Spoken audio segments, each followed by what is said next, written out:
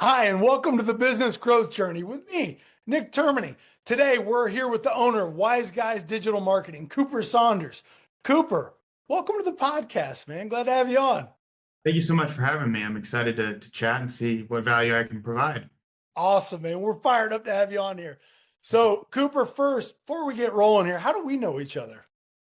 So we've been mutual connections forever. So we've known of each other. We've met where we have lunch the couple months ago, and again, we know so many of the same people that and I've been told, hey, you got to connect with Nick and vice versa. So we finally had lunch, and we really had a great conversation. And then I saw that you launched this podcast, and I reached out and said, hey, is there anything I could do to help? And so now we're here. So really just know a ton of the same people. I mean, your childhood across the street built my house, and so half the people in my neighborhood. So and you had one of my good friends I play pickleball with all the time, Devin, on the podcast. So I Oh, listened to yeah, man.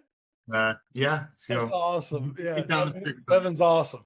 All right. So, Cooper, first, tell us about you, man. Where'd you grow up?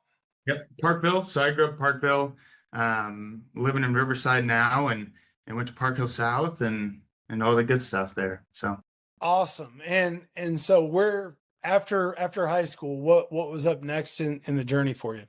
yeah, so I went to Maple Woods Community College to play soccer. So I was going to do 2 years there and then go on to university. But during the summer of my first year of college, my grandparents called me up and they had a bike shop out in Naples, Florida. And they were like, hey, Cooper, we've got this company. We're trying to grow it. We're having so much trouble. Is there anything that you could do to help? We've got this digital marketing company trying to help us, but they're not doing a good job. They're charging arm and a leg. Your first phone was an iPhone. Is there anything that you could do to help us? So during the summer, I went out there, implemented a plan for them. And then they went from one location to three over a matter of like 3 years. It kind of grew from there and then sold it off. But when I got home, I asked my dad, hey, this is something that I want to do. I'm getting a business degree. Let me try to start a business. And if I don't hit a certain revenue goal in 6 months, I'll go back to school and finish it out. Well, the first three clients that I signed allowed me to hit the revenue goal within the first month. So, I asked him, how do you get clients? He said, well, you just cold call people. Well, I didn't know cold calling was like something that people didn't like to receive. So I would just call them, such as me calling you, and got appointments with people and ever since then it's been going from there. Oh, that's awesome. So Cooper, part of what's exciting about this is, and what I've seen in previous podcasts is being able to hear your story. You're able to see the progression and growth that's gotten you to where you are now. And so were you at Maple Woods at the time of going down to Naples to help your grandparents? Yep, I was on the soccer team and yeah. And so when you went down there, and you mentioned you had your first iPhone, right? So how did that play in? I mean, what type of technologies did you have to learn to go in and help the bike? It was a bike shop. Yeah, this is like a mountain bike. Yeah. And the nice thing is that I really didn't have to learn much. Again, my first phone was an iPhone. I grew up in kind of the internet age to Yeah. where they're like, what's a website? And I'm like, oh, well, what do you mean what's a website? And what do you do with social media and then my Google business profile and such. So Yeah. it was like, second nature for me. I understood everything. And they, again, were like, hey, we don't have the time to worry about this. They're the older generation. Yeah. So it was kind of an easy thing to do. So what did the bike shop offer though? Was it just they sold bikes, they rented bikes, they did repairs? Was it for the beach Yeah. cruisers? Like what tell us about that? Yeah, so it's just a bike shop where they sold bikes, repaired bikes, just a traditional bike shop in Naples, Florida. And I think the biggest thing that they really didn't understand was the importance of getting in front of people that are already searching for problems that they have. I Yep. think a lot of businesses don't have the focus. If you just step back and I look at it as like a 40,000 foot view. How do your consumers buy, right? That's the only thing you need to focus on. How do they buy, and then develop a plan to get in front of them so that during their buying process, your business appears. So I think that whenever business owners, there's just so much going on today. There's AI, there's all the social media, there's Google, but if you just look at, okay, how do my consumers buy? How do my target market buy? Because again, within that niche of people that buy services, there's a core group of really great customers. How do they buy? And then just develop a plan to get there. So that's kind of the key that I always hit on. So when you went down to help your grandparents out, what was the name of the bike shop? Oh my goodness, you're putting me on the spot. Don't worry about it. So Oh no. what was the vision? Did you go down there knowing that they wanted to scale to multiple locations, or was it, hey, we need something now? Cooper, help us out. Figure it out. Yeah, it's just like, hey, we need something now. Yeah. That's really and About what year are we talking here? Just ballpark. 2016, 2017, maybe. Yeah, I mean, and so at that point, I worked with dental practices, and man, it was crazy because a lot of them still didn't have websites at that point. Like I'd ask the question, how do you get patients? And the answers would be like word of mouth. I'm like, okay, cool. What's that mean? How do you get more patients that are doing the things that you want to be doing? Right. And at that point, I think there was like you mentioned, a generational gap. There was a huge crossover of like, we need a website, we need to be on this social media thing, but how do we do it? And I would hear a lot of people like, we have a Facebook page. I'm like, cool, man. You started a Facebook page and now you've done nothing with it. Right. Yeah. So was that similar to kind of what the scenario that you walked into? We have this old janky website that people now know you have a website, but it doesn't help at all. Right. So Yeah. what was it like when you first got in there and kind of assessed what do they have and where do you want to go? Yeah, so it was one of the things where, we run into that all the time still, which is kind of crazy. But what it was more of they were investing. It wasn't that they weren't investing, right? They had a digital marketing company, they had a nice website, but the allocation of funds was just a little off, right? Yep. And they're running nationwide ads on Facebook, but they were a local company, So it's just little things that when I got in there, I was like, this is crazy. And so I think that's kind of the key of, I met with them, my grandparents, I'm like, just show me everything. They didn't own their website, which if you don't own your website, there's plenty of companies that won't make you not own your website. I mean, I still see it today. Don't someone that doesn't let you own your website if you're paying for it.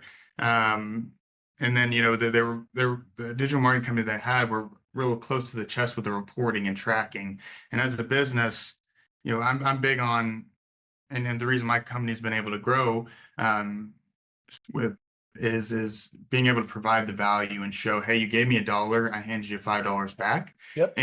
And whenever you can't prove that, it's hard to keep clients. So that's kind of the key of it all. Yeah. And at this time, we're 18, 19 years old. When I started it, 18, yeah. Man, what an incredible experience to be able to get in, be able to have, the opportunity to come in and break down a company with, I'm sure your grandparents kind of, it was you bringing in fresh eyes and a new perspective, but also kind of getting mentored through it and just a business acumen standpoint. Yeah. And I'm a big reader. I just love business books. It's really, I've been, so 16, books are, I always say that any problem that you have could be found in a book. Someone smarter than me and more knowledgeable than me has wrote a book on the issue that I'm having. And so just bought a bunch of digital marketing books, read through them and found the answers. Awesome. So how long did this take? In terms of grandparents or? Yeah. I was out there for 3 months and implemented a plan and kind of gave them a playbook and they just kind of ran with it.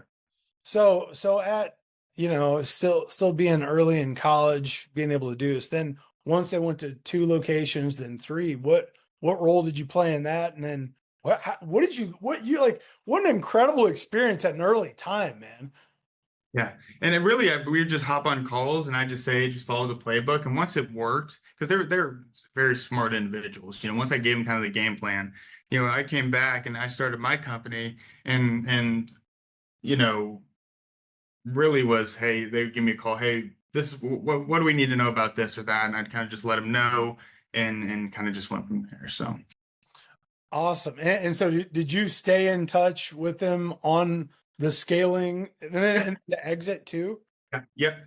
Yep. So I didn't get any payout from it, but that's okay. I Uh, don't mind, you know. But Knowledge is your gift from this, right? exactly. That's not, and if they even offered me money, I wouldn't have taken it. So Oh man, that's an incredible experience though. So I've been able to dive in and learn quite a bit on the M&A space, and for you to be able to start at one location, help them grow to three, and then be part of the exit. I mean, that's a pretty incredible experience. yeah, learned a lot. Learned a lot. So Okay, so your grandparents scaled to three locations, sold. Now what?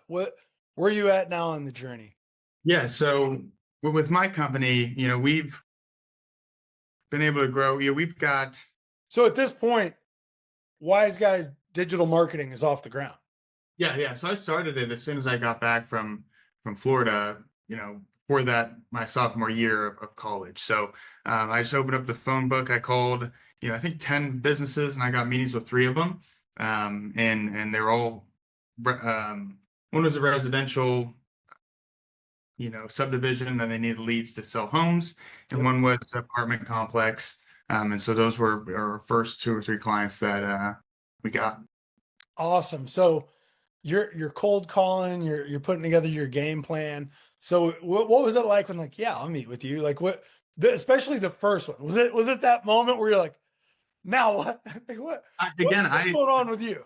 Yeah, so I think that a lot of the times people hold themselves back based on kind of, assumptions or, oh, they're not going to want to meet with me. Well, I just assumed that they would. And so Yeah. whenever they said, no, I don't, or someone rejected me, I was like, oh, something's off with them, or maybe they're having a bad day. So whenever someone did, so yeah, we'd love to meet with you. That's what I thought they'd say, and then, it's kind of naive of me, if I would have known what I know now, I don't know where I'd be. So not knowing, I think sometimes people know too much, just kind of going like with writing my books and such, it's kind of the same way.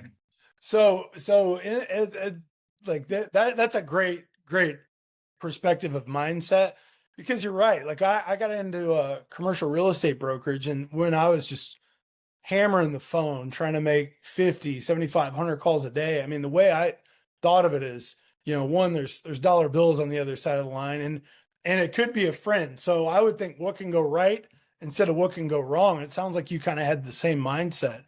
So as you took on your first client, or you get the meeting Mhm. and you prep, you go in, like what was that like? And how did you shape your mindset? Because you're right, being younger and just going in without the battle wounds and the scars from business over time, like it actually is an advantage at times.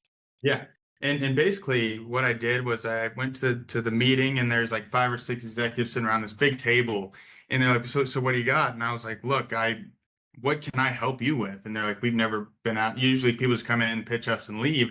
I'm like, look, I can do anything. It's really what you guys need. And they're like, oh, well, and it was like almost like they were caught off guard that rather than me just pitching what I have, I was like, what can I help with? Yep.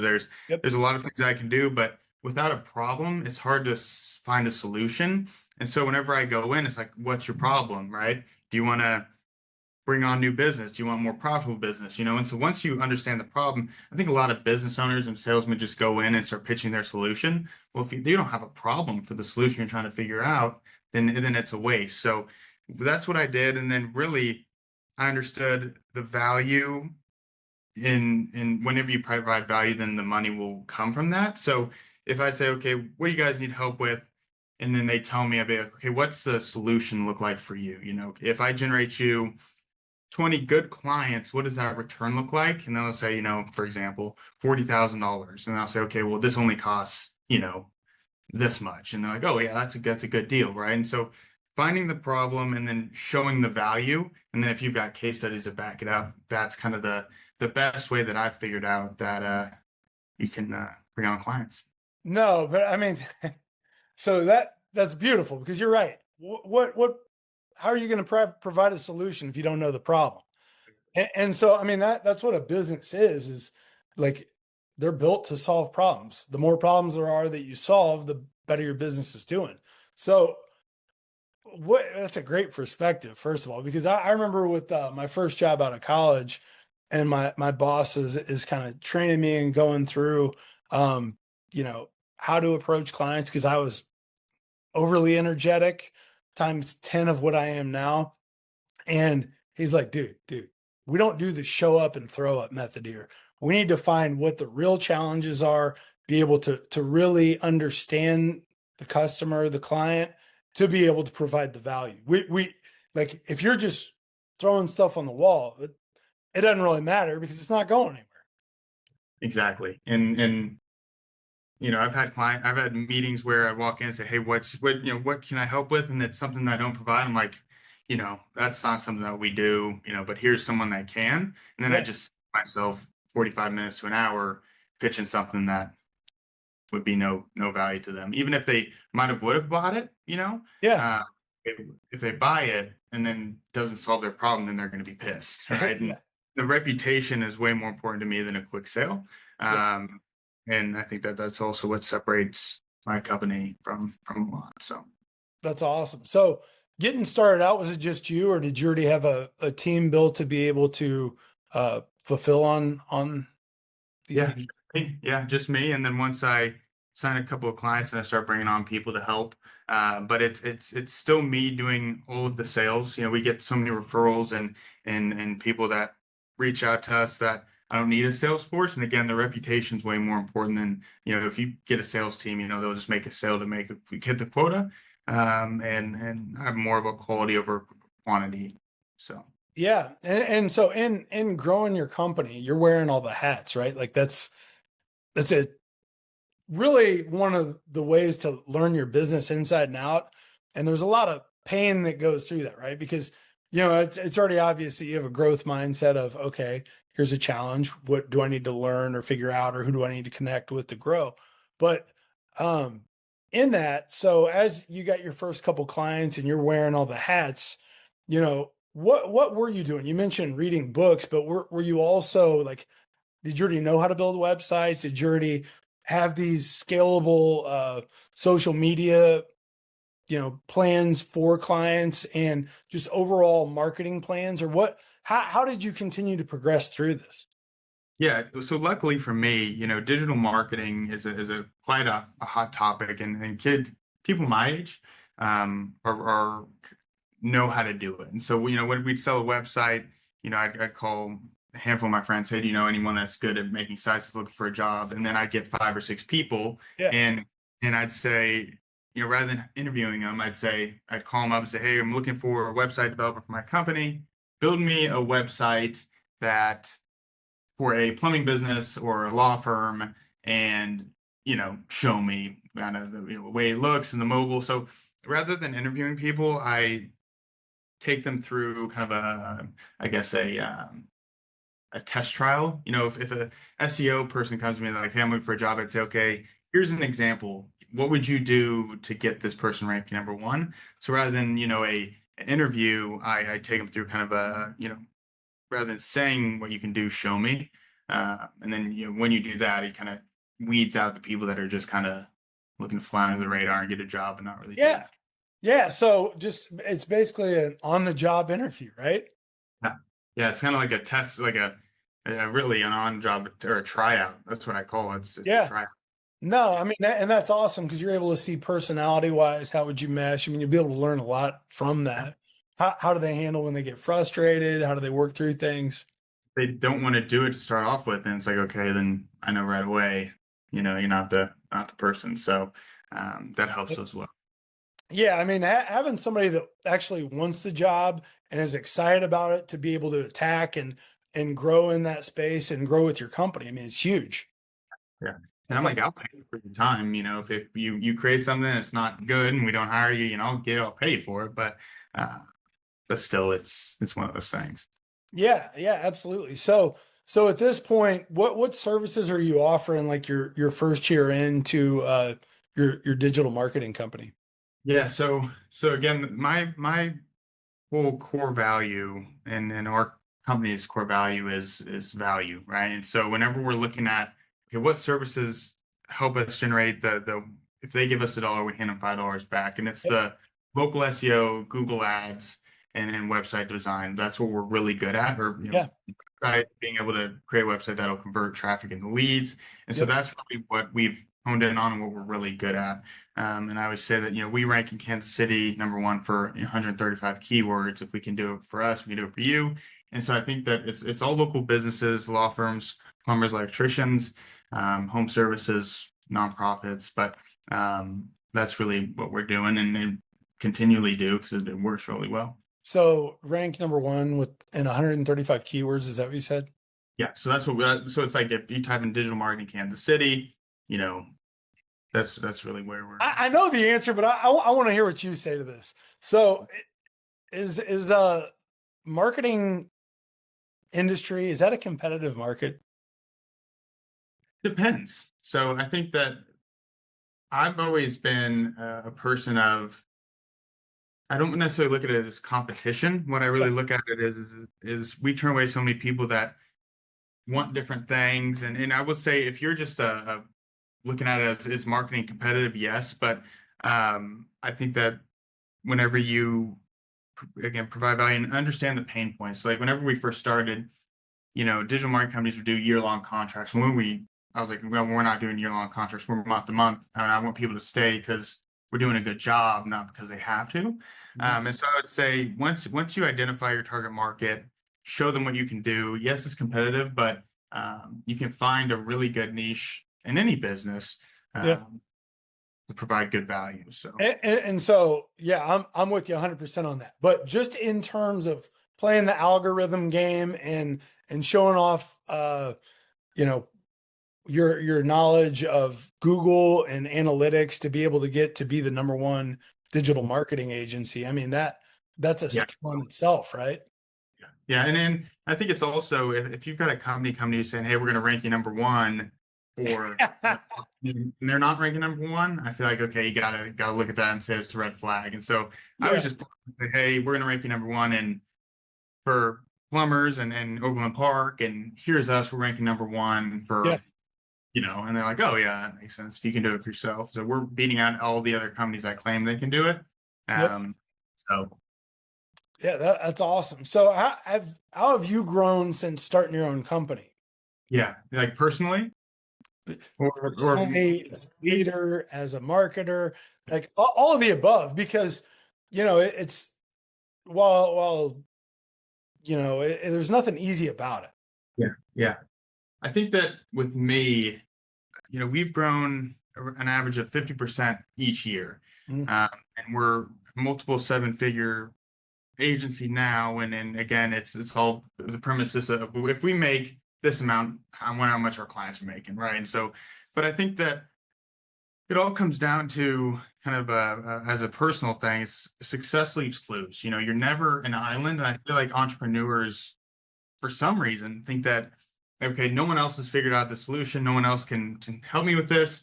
But there's people such as yourself that can help. And you're never alone. If you think you're alone, or if you think that there's no way to go about this, then you just have the wrong mindset, I believe. I think that entrepreneurs and people that start business are so not hard-headed, but they're like, okay, I can do it. I can figure out all my problems. But it's a ton easier whenever you identify someone that is either gone through what you've gone through, or knows the solution. You just ask them and they tell you, like, oh, that was easy. That just saved me 2 years of my life. So I think that being more humble and having more of a growth mindset of, okay, I can grit this out for 2 years to figure out this issue, or I can just call Nick up and you can tell me and I can send him that, I love speed to value, man. But no, that's a great point of, I think it goes back to some of the generational stuff that you were talking about. And I also think information and connection are a lot more readily available now.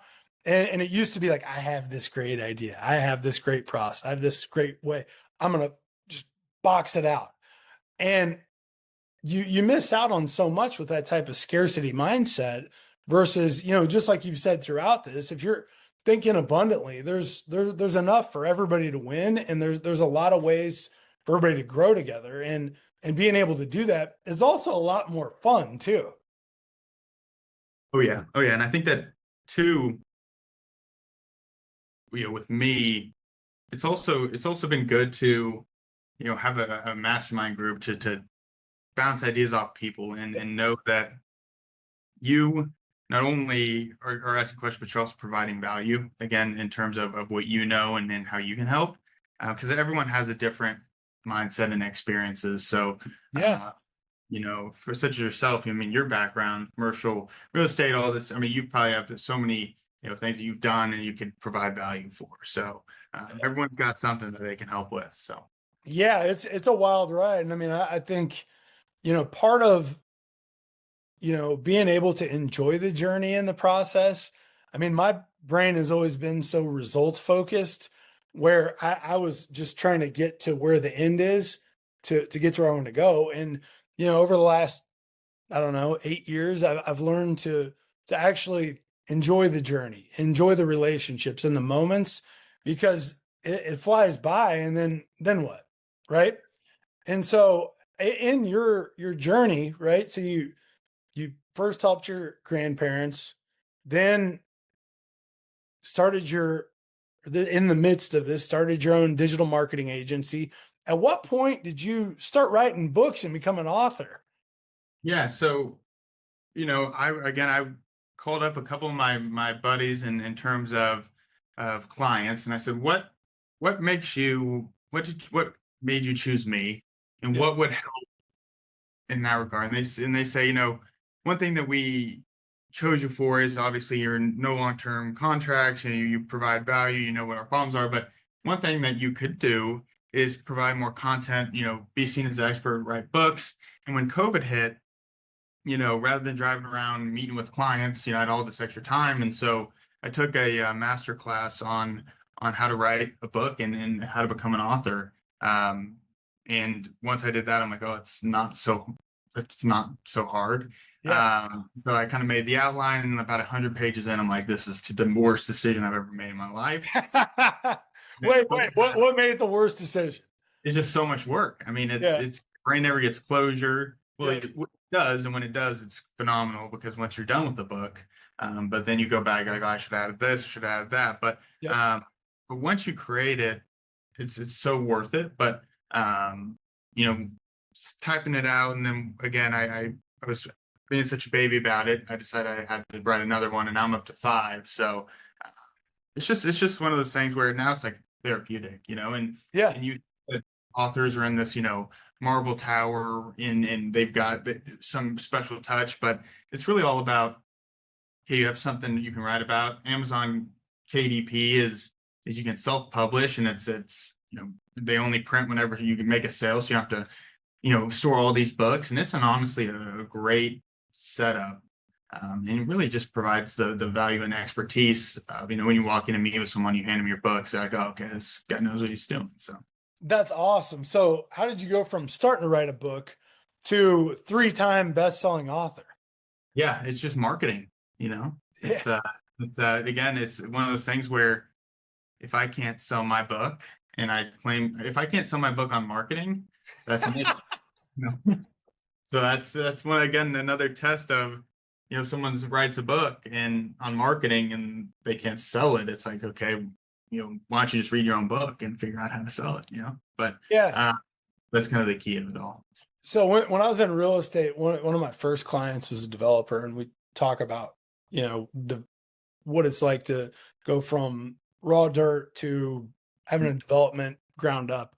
And what he said was the process is the process. It never changes. Once you learn the hard process, then you just keep getting better at it incrementally through time. Kind of sounds like what you're saying with the writing your own book, right? Like in the beginning, it's this huge daunting task of I have an idea, I want to do it. You go through the frustration of it being this incredibly challenging thing. But after you do the first one, then does your brain just not turn off of like, now that I know how to do it, here's what I want to do to make it better.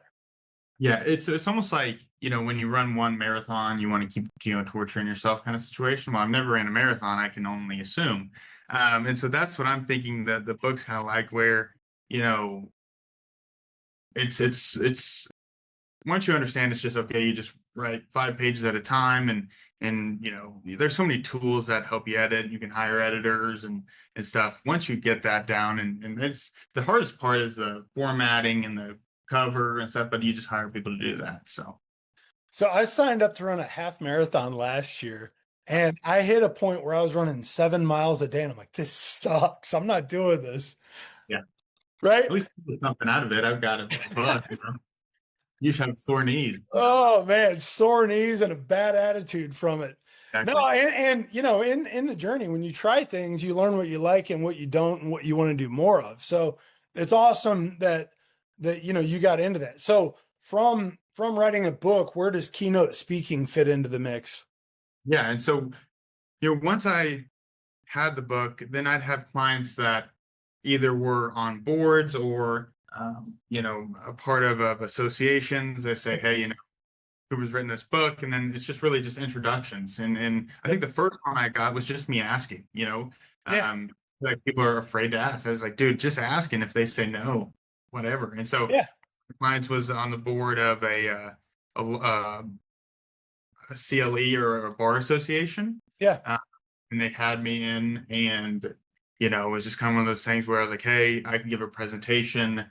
And they're like, okay, you'll be on the main stage. There'll be about 500 people there, and I'm like, oh, all right, kind of just jumping in. And it was a great time. I think that, of course, looking back, would have done things different, but it was more of like I think it was a great presentation, and it was a good time. But yeah, just asking and saying, hey, I see you run this conference. Can I speak at it? And they're like, yeah, sure. We didn't think you'd want to. And I'm like, yeah.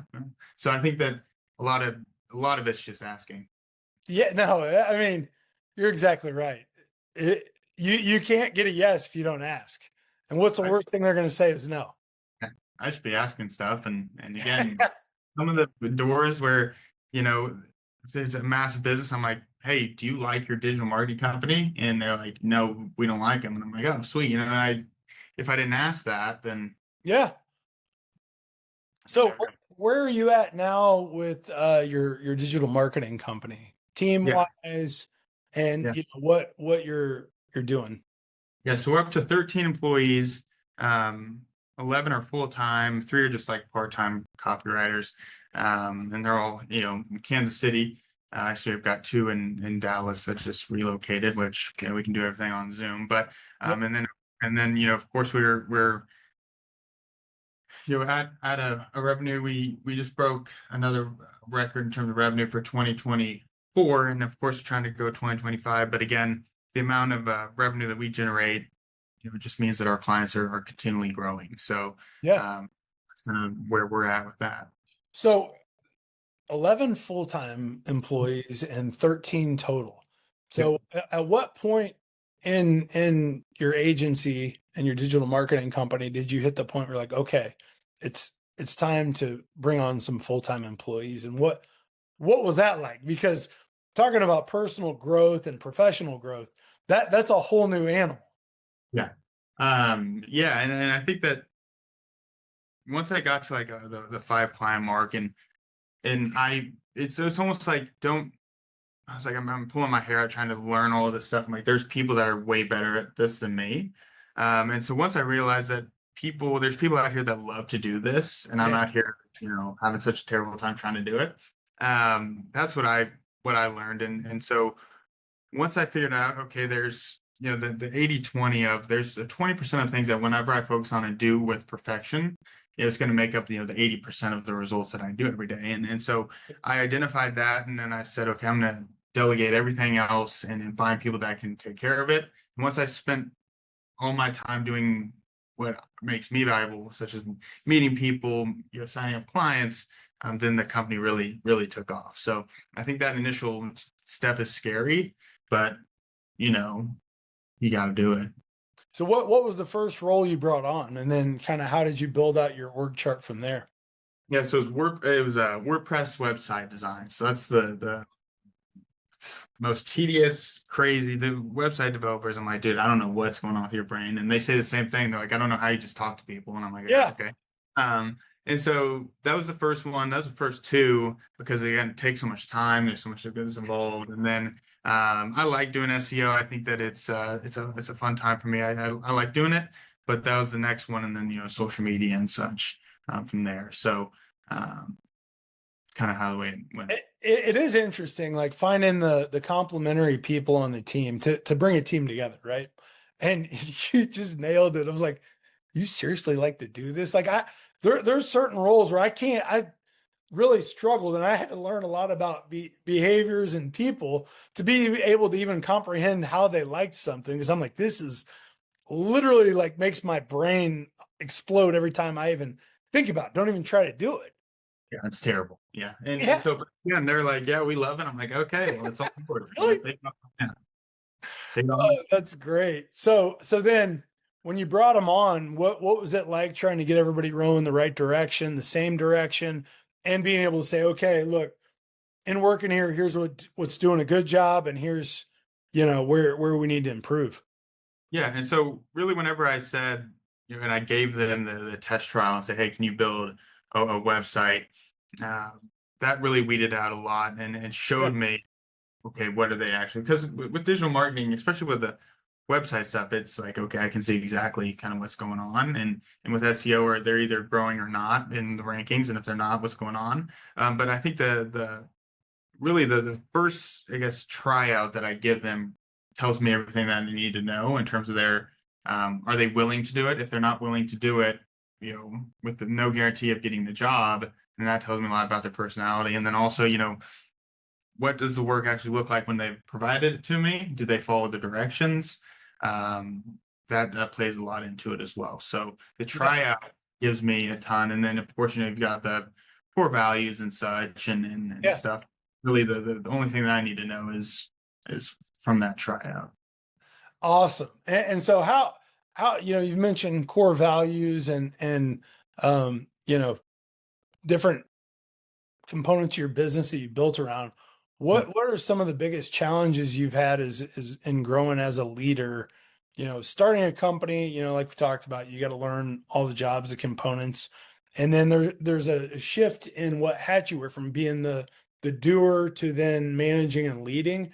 What are some of the challenges that you've had to grow through from that?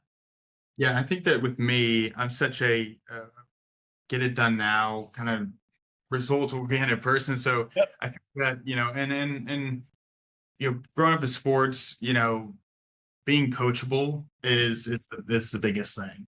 And so with me, I think that just because I think that I had to make the mind switch of, okay, it's not a sports thing. We're not on the field, I can't talk to him such as if I'm the captain of my team and I'm yelling at some guy that made a mistake. It's more of a, got to be more gentle in it. Uh, so I think that that's kind of the big difference of, and when I played in high school, when someone makes a mistake, kind of let them know and blah, blah, blah. But this is more of a, you got to be more of like a gentle parenting situation, and making that change was interesting. But again, it's been good. But again, calling people, hey, you've got 10 employees. What's the way to go about this? Or what tips you give me? And I called about 10 of my clients and they told me and gave me resources, and then went from there. Oh, that's awesome. And true. I mean, I have a similar personality where it's about the scoreboard and getting it done. And that mentality can run some people into the ground pretty fast. That you have the ones that are pumped up with you, but you have the people that, and what I've learned is, being able to fill your gaps means you got to understand how to work with all types of people and be able to talk to them in the language that they best receive information. And that's like a sentence we're saying here on a podcast. That's serious self-reflection and things you got to work on, and then being able to recognize it in the moment, which is painful to learn. So kudos to you for growing through that, man. And I think that I keep going back to this. And I always say is, reaching out to people that have employees. Say, what Yeah. wish you, what resource did you use? And one of my clients sent me a course on Udemy, and he's like, watch this. And I'm like, oh wow, yeah, this is good. And then he's sent me a contact for someone that, does does coaching for employees and such. So rather than me telling them this Yeah. guy and say, hey, this is, more of the situation you need to do. So rather than me being the bad guy, I can look kind of like the good guy, and this guy's that came in is a bad, so it's again, there's no right answer really, but is a path that other people have taken that should help you get there. Yeah. I mean, getting everybody on the same page and in alignment is tough, especially when you're results driven mind, because I said it, let's go, let's get it done. And the messaging has to be consistent and repetitive for it to be able to trickle down where everybody buys in. And it takes a Yeah. while. And one thing that I learned too is that no one's going to care more about your company than you do. Yep. And so I look at it as, you should, and I just had to realize that they're not going to. So Yeah. Okay. So in this growth from starting out with your grandparents to hiring your team to now up to 11 full-time and 13 full part-time team, so how have you gotten everybody rowing the same direction to where you've then won Casey Business Superstar 3 times in a row, or 3 total times? yeah, and I think that it all comes down to the core principle of value. So providing value, doing the right thing, and just treating people the way you'd like to be treated. If this was your website and you're paying for this, would this be acceptable? If you're paying us, would this be acceptable? Yeah. I think that's all we just focus on is um, the what value we're bringing, and would you be satisfied if this was your company? Uh, and really, that's really the key. Yeah. So, and as you've grown, you've talked a lot about masterminds or reaching out to people who've done it before. Like what's been your exposure to having mentors and people to challenge you to grow, think differently, understand, different sides of the opportunity?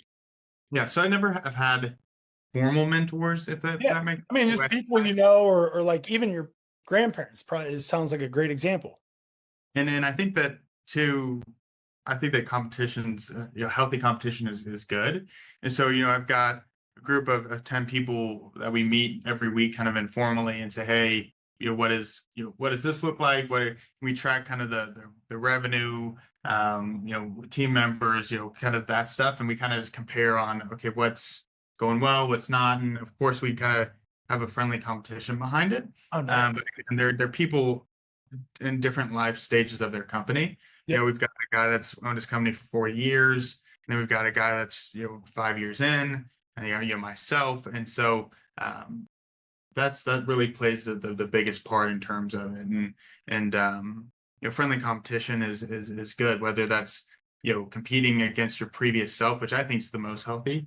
Comparison. If you're comparing yourself against a guy that's 40 years in business and you're starting 2 years, don't do that.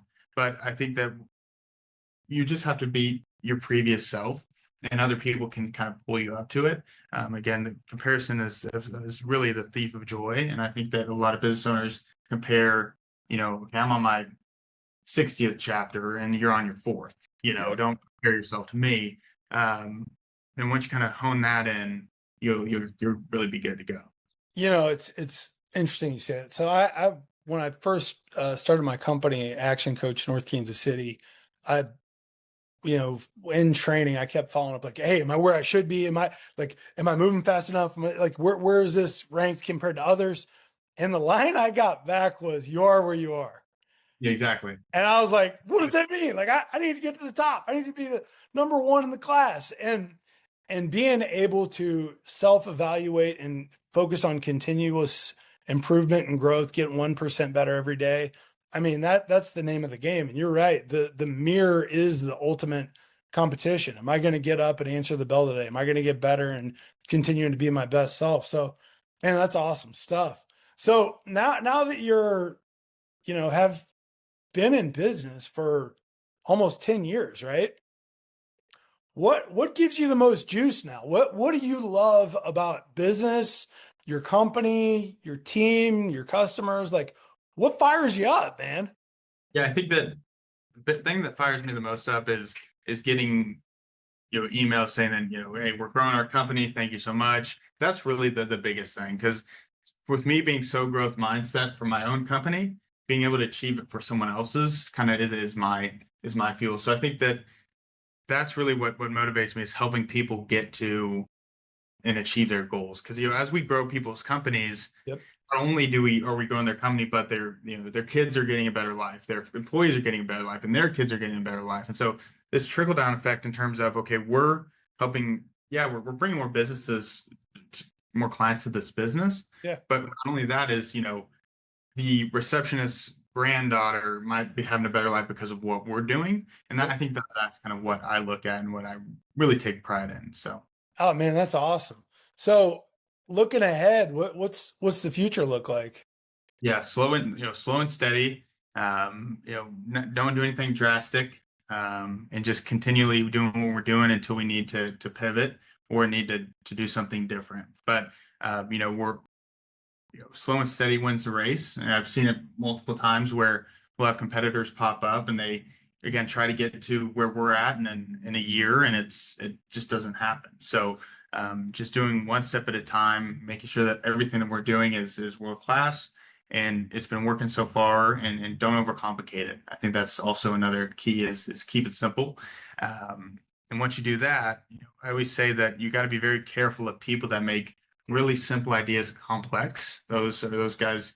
But the real geniuses are making something really complex so simple, where you're just like, oh wow, yeah, that dude knows what he's talking about. So whenever I talk to someone and they just make something so complicated, I'm like, this guy's super confused on what's going on here. So I think that I've got my business plan down to 5 points, and it's just keep it that way.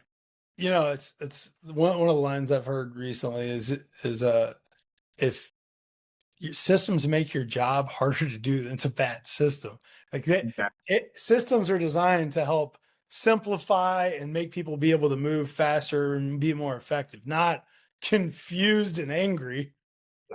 Yeah, and also systems can't be so rigid that, and that's also I found is we've got our SOP operating procedure, Yeah. uh, and it used to be a book that's this thick, and now it's not very thick. Most of it's HR stuff that I don't think I've ever read, but yeah, so it's like, okay, let people be, kind of do their own thing within it, and then I'll watch and I think almost every SOP that we've had, giving them kind of the leeway, and I'm like, that is such a better way to do it. Yep. We update it, so the employees have really built the SOP and then they take pride in it. They're like, okay, I'm gonna follow this because this is my process. So don't be so rigid in that regard, because I've seen systems where each part of the business is just this big, and I'm like, geez, you know, it's like, then take out your pen and then write this down, and then when you write that down, put it in the box. Like, yeah, oh yeah, yeah. But so yeah, Oh, it sounds like a great culture. The pen goes in the box. yeah. Uh, and so in that, like, how have you had to adjust, right? Because in the beginning, this is a lot of stuff, and as you're growing a company, it's your baby, like you said. Nobody cares about your company as much as you do. Like, how did you learn to kind of let go and like keep the vision in mind, but bring the team with you where they're starting to get more buy-in? Because in the beginning, like these kind of things can be a little muddy, where you stub your toe a couple times until you start to feel good about what you're doing. Yeah, and I think that the letting go was like, I think with any business owner, that's the biggest part, and it's hard. Yep. But again, when you bring on people that, share your core values, they know what they're doing, right? So they provide, and they when in that, again, try it again. I preach this. Every business owner I talk to is like, okay, make them go through, okay, here's a example company, make them an SEO, like, right? That really weeds people out. And I think that it's not so much the systems, it's not the process, it's not the values. It's finding people that share the values, because you can have your core values painted on your wall, but if you don't have people that have integrity and they just want to do a good job to do a good job, that's all you need to do. Yep. You Yeah. said then finding those kind of people for myself. I've had out of 100 of those if I could, but over the years I've only got 11 of them, so they're hard to find, but they're worth it when you get them. Oh, absolutely. Because it's just wind in the sail, right? Because when you don't have to get in petty little disagreements or things are jagged because they are not bought in the same way, it's basically as a person, right? Like we're all on the same page and we're in this together. And when you have that, it's just like any team sport, right? Like when everybody's going towards the goal in the same direction, it's pretty powerful. Oh yeah. And if someone is dragging you down, just get rid of them. I don't know why people hold on to bad employees. I don't get it, but that's key as well. Yeah, I mean, sometimes it is addition by subtraction, right? And maybe that person is a there's something out there for him that's a better fit. That's why I always say it's like, hey, it's not, opportunity for you, but I'm making your life better by, but I've only had to do that a handful of times, but it's always better when I do. So Awesome. Well, so and as you have built your team, like how have you continued to develop them and grow and keep it to where they want to grow within the company instead of hitting a certain point where they're like, maybe I want to try this myself, like or go somewhere where they think the grass is greener, which as we yeah, know, it's generally not.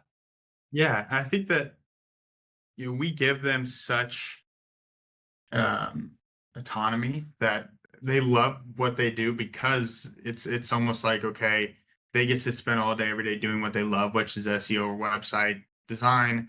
And the key with the digital marketing is that anyone could get a laptop and create a WordPress website. Anyone could do that, but having a company that the sales is the hardest part, connecting with business owners, showing them the value. So I think that, we've had 2 or 3 employees try to go out on their own and they're like, okay, yeah, this is a lot harder than I thought, and so um, that's kind of the key of showing them an insight on everything that goes on inside, because I feel like a lot of companies are the this person over here doesn't see what all goes on in this. So kind of Oh bringing yeah, them in and showing them, okay, this is the this is one part of business where you're in, but this is how it all works together, and this is yeah, yeah, I don't, like this is crazy. Um, and so showing your employees, hey, this is what all goes into it. Yeah, it almost looks greener, but this is how much work I had to do to get that looking that green. yeah, Um, and if you want to do it, this is all I went into, and good luck, yeah. and so that's kind of the key of it all. Yeah, no, you're exactly right. I mean, it takes like if you use a bicycle wheel analogy, it takes all the spokes to hold the bike up. It's if you remove a couple, but if people aren't staying in their lane, focused on their job for the greater whole, then it doesn't go very fast or at Yeah. all. Yeah, and I think that with my company, it almost looks easy in a sense of the amount of clients that we bring in, but then they realize, okay, I've been doing this for 10 years, all the time that I've spent, being in the office every day for the last 7 years. Recently I've started taking weekends off for the past 3 years, but the books, all the time I spent speaking and get generated reviews and the positive clients. When they see, okay, wow, we just bring on clients, they don't see all of the went into the foundation building of it all. So once they get that, then it's like, oh, okay, yeah, it is a lot of work. Yeah, that's a great point because while you do have a pretty calm demeanor, it's a lot of times somebody that starts a company is like a duck, right? It looks like they're just going smooth, but their legs are under the water going 100 miles an hour, and that's what it's like. No one knows how many sleepless nights you've had, how many weekends working, how many these kind of things. This is your company. It doesn't just stop from at 5 o'clock on a Friday or 5 o'clock on a weekday. Exactly. And yeah, and I think that too, you the great thing about me is that I enjoy doing it too. Yeah. I love what I do, and that also helps. Yeah. But yeah, it's one of those things where once you do it so long, you make it look easy, and then once you make it look easy, then people think that it is easy, But it's one of those things where I've been really blessed to have great clients that have been blessed to be, in a great city and a great time period, and again, overall, just super happy with the way things have gone. So what do you do for life balance? If you were working, 7 days a week, late nights, I mean that eventually does take a toll. Yeah. While you love doing it, eventually it does start to stack up. What do you do, to kind of regulate that, and also just to kind of get your mind going in a different direction where it's crazy. You work so hard, you can't figure something out, and then you go on a trip or a long bike ride and that idea comes to you the second you're not dialed in on it. What do you do to kind of unplug? Yeah, so I've got three beagles that I love to death, and they don't care if I signed the biggest client of all time or, had the worst day ever. They're just happy. And it kind of refocuses me in terms of, okay, they're just happy to be with me. And of course my wife, and yeah, I've been with my wife for 9 years now. And so whenever I started my company, the same week I met her. And so she helps a ton because she's been there, seeing everything, and she helps as well. But I think that too, it's, whenever I'm looking at my company, the hard times, it's like those were the best times, and it's like, okay, step back and realize that going back, I wish I would have been able to be like, okay, rather than, I know I'll get wherever I want to be, but enjoy kind of the time. Yep. So kind of checking out and hanging out with Bailey and then my dogs, because again, the dogs just live in the moment and they're just happy to be there. That helps me kind of check out. No matter what time of day, no matter what I'm doing, they're just happy to be doing what I do, and so that helps me a lot. Uh, and of course, going on walks with them and hanging out with them, and then church and that stuff, it helps a ton as well. I think that once you hit a certain point in terms of, okay, you're growing your business, you've got kind of everything in place, no matter what, there's always kind of going to be a hole. And I speak to business owners all the time about this, is that, you know, I've grown my company just about as quick as you can. I've got, everything that I've got, set up perfectly, but it's kind of like, okay, there's still a hole. And I feel like the go, going to church and getting involved there not only is great for your mindset and, God and everything like that, as me being a Christian, Yep. but it also helps with the network and having the guys around you that can provide guidance and value. So I think God and going to church and help me check out there kind of puts in perspective that all this is temporary, and we've got a better place to get to. So that also Yep. helps. Oh, and you brought up a lot of great stuff there. Thanks for sharing that.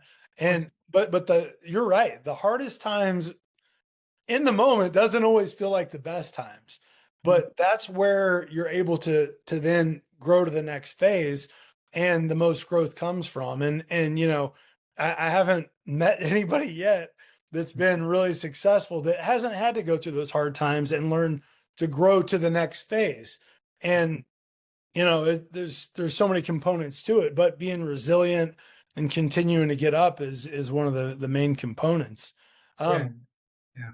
Yeah, and I think the persistence is the biggest thing, because there's been times that I'm like, man, this is again, I haven't as many as some other people, because again, I've really focused on the thing, but once you do hit those moments, it's just so important. And I just remind every business owner, whether if you're a local business such as a plumber, call 5 or 10 plumbers in Denver or LA or anywhere that aren't your direct competitor and say, hey, I'm a plumber in Kansas City and I just have a question. Do you mind taking 20s? And I mean, every single business owner that I've called for advice, they're more than willing to be like, because they know how tough it is. yeah. And they're they're more than happy to give you some advice. And every single business owner I've ever called, and given asked advice, they're always willing to. So that's another key that helps a lot of my business owners, clients, and friends get through really tough times. Is hey, how did you get a loan for XYZ or different things. So No, how about one of my a line that I've gravitated to, I don't know what book it's from or where I heard it. They all kind of run together at a point, but Right. my persistence is greater than the resistance. Yeah. And when you continue to answer the bell, that's when you keep moving forward. And the other thing, like you're talking about the network of people in business and that own companies. I mean, you're exactly right. They know how hard it is. And I think as a whole, when I got out of the corporate world and started to get to know a lot of local business owners and the challenges in growing my own company, I think in general people want to see other people do well and will help. And it's like what you said earlier, if you don't ask, then nobody's just going to show up and help, like with a magic wand and help. But when you do reach out, there are people that want to see you do well because they see something in you that reminds them of themselves, but they also know there's nothing easy about it. Yeah, and you got to be humble, and give them a thanks. Say, hey, I'm sorry, but I just love where you're at, and I'd love to get to where you're at, and I've got this struggle, and would you help me with this? And they're like, yeah, of course. But if you go in, and especially with male entrepreneurs, for some reason, is don't they don't ask, and they think that if you are seen as vulnerable and you don't have all the answers, someone's going to take advantage of from that, and also no one above you is going to be making fun of you, and it's always people below you and not as far, right? And so if you ask for advice and no one that's making 10x your business is gonna dog on you. They're gonna admire that you went for it. No, I mean, I've seen that a lot in my journey where those are the people that pull you forward, right? Like if you get stuck or frustrated or, getting discouraged, those are the people that have had the most success are the ones that want to see you do well because, man, everybody hits that point at some point, and it's incredibly refreshing to, like, I know you've helped people throughout your career. I have too, where it means something to me to see them do well. And it's an honor to me that they, came to me and trusted me to help them out. Yeah, Or yeah, even we're curious about, what kind of advice I would have because, and then you got to outgrow the imposter syndrome. Why are you asking me? Like, I remember when I first started my company and I'm thinking through all the mountain of things you go through when you get overwhelmed. And this guy's sitting there going, well, congratulations for everything you're doing. I'm like, what are you talking about, man? yeah. And when people, especially digital marketing owners will call me and ask me questions and like, so okay, how did you grow your company so quickly and and I'm just like, yeah, it's quite simple. There's 5 things you need to do, and they're like, that's it. And I'm like, yeah, just don't overcomplicate it and just keep doing that. And it's honestly, I've never had someone turn me away Yeah. from. So Oh, and one of the things I noticed on your website is how you have your clients telling your story. Could, yes, could you talk a little bit about that? Because I thought that was incredible. the video testimonials. Yeah. Yeah. So I think that the biggest and the best way to get introduced to new clients is, again, you can tell people, oh, I got amazing results for this person or that person. But if you have a video of them saying, yes, they've done it, that helps a little bit. Because again, everyone says, especially in sales, there's a lot of, lip service. And I always say, I'm from the show me state, right? So you got to show me what's going on here because I'm not going to, it's kind of a trust but verify situation. Yep. In video testimonials, I've been, again, Google 5-star reviews are great, but if someone's going to go on and record a video for you, take time out of their day, that means, you've done a really good job. So, really focus on that. And I feel like any business owner should really focus on even getting a handful of them, help a ton. So, Yeah, that's awesome. I mean, it makes your clients your salespeople essentially, right? Because you're right. Somebody can sit and tell you how great they are, but if somebody else does it, it's far more impactful. yeah. And we've got so many clients from, our clients posting about us on social media or LinkedIn and saying, hey, you need to call this guy. He's the best, and first things first, to get to that point, you have to provide an amazing service. No one's going to do that for you just because, Step one. you're a cool guy, yeah. Not, if you get 15 people, 20 people, 30 people posting about you. That's and now we kind of cherry pick the best clients, and then it just really is a flywheel situation. Now it's kind of a big rock tumbling down a hill. So Oh, I love those big it's hard to get that rock moving, but now it's kind of a self-sustaining thing. No, you're exactly right. In the beginning, it's you take on everything, and then you continue to learn and grow and build that reputation. And it's awesome that you're at a point where there is momentum and downhill speed instead of staring up at the top of the mountain. Which, yeah, everyone's got to start somewhere. And Where do you start? if you think you're gonna, somehow have a cool hack yeah, it just doesn't happen. So Cooper, to wrap up, what would be some, any words of wisdom you would give to any of our listeners on the podcast that, are either starting out, are starting to grow, or already have a, pretty healthy company that's got downhill momentum? Yeah. So if you want to grow your sales, find the problem your target market's having, right? So you can ask them directly, like when you're in a sales meeting, what is your base problem? And then that you can do it that way. You also call this, and I've helped a ton of companies. It's called the 1-star Google market research, right? So go, let's say you own a plumbing company or an electrician company, whatever. Go and look at, gather around 50 1-star reviews and see if you see a trend there, right? So if you see, electrician was late or didn't come in time, you can identify that as a problem that your target market's having, and then you can market it, right? So that's one thing that you can do to identify a problem. Also, Reddit and then Facebook groups, also, you can go in there, such as a local neighborhood group, and ask, or Reddit. I mean, people are so happy with just posting what's wrong with everything, right? So finding that and then marketing that, that can be your key difference. Like ours is we don't do year-long contracts, right? So that was our big thing. People like, that's awesome, love it. And then we gain momentum with that. So find the problem and then provide the solution and tell people, okay, that is your problem, and then your sales will grow. Then also you're not an island, right? You can find and ask, and there's always a solution. Success leaves clues. Other people have had issues with hiring, right? And they figured it out. They'll help you. Millions of people have. So that'd be my two things. And then just keep it simple. Once you find a playbook, keep it simple. And those are my three. I mean, that's really, man, that's gold. That's good stuff. All right. So Cooper, to wrap up, how can anybody find you at Wise Guys Digital Marketing? And also if they want to check out your books. Yeah. So our website's wiseguysdm.com. And then my cell, if you want to shoot me, it's because everyone likes texting, it's 816-708-0814. And then books are just on Amazon, but if you text me or whatever, I can send them over. And then my email is just cooper@wiseguysdm.com. So for digital marketing. And then they would find you the same way to book you for a keynote speaking opportunity? Yep. Business growth stuff. Yep. Awesome. Well, Cooper, thanks for being on the business growth journey, man. It's awesome having you on here. Of course. Thank you so much. And look forward to continually working with you.